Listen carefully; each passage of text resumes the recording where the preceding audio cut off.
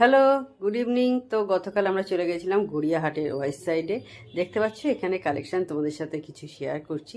তবে আমাদের খুব বেশি কিছু শপিং করা হয়নি, সেরকম সেরকম কিছু পছন্দ হয়নি আসলে আমার মেয়ের।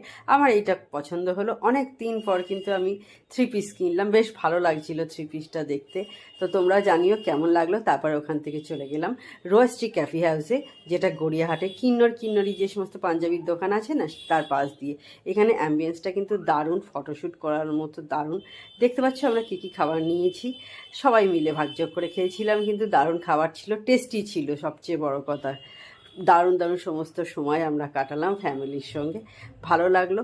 এইরকম ছোটোখাটো একটা আউটিং হলে কিন্তু মন্দ হয় না।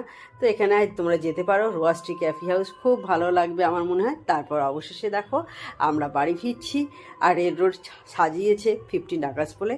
তো আজকে ব্লগটা আমি এখানেই এন্ড করলাম।